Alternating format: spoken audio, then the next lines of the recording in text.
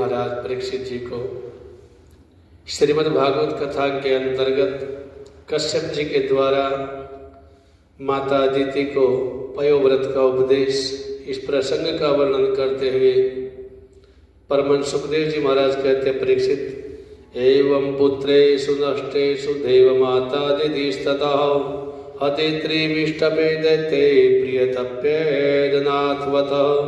एकदा कश्यपस्य आश्रमं भगवान् गात् निरुत्सत्वं निरानन्दं समाधिर्विरवितस्य रातः सपत्नीं दीनवदनां कुतासन परिग्रह समाजितो यथा नान्यद्विद्यमाह कुरुद्वः।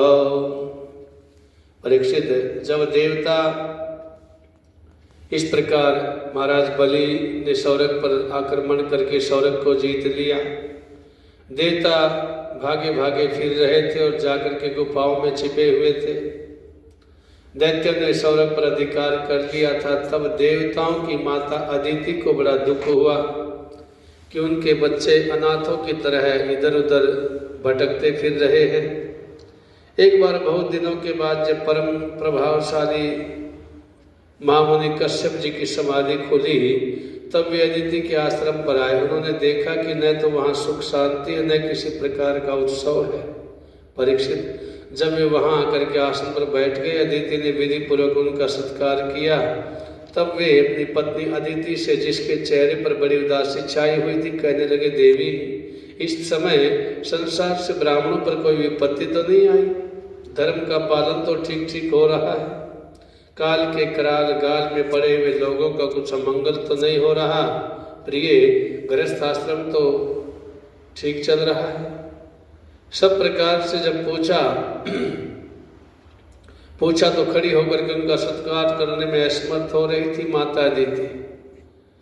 जो है कहने लगी, तुम उदास क्यों हो? भगवान ने, जो कश्यप जी ने पूछा कि देवी तुम्हारी उदासी का कारण क्या है? क्या कोई अतिथि घर से भूखा चला गया? ब्राह्मण, गौ, धर्म, आपकी ये दासी सब सकुशल है। मेरे स्वामी गृहस्थ आश्रम भी धर्म अर्थ काम की साधना में परम सहायक है।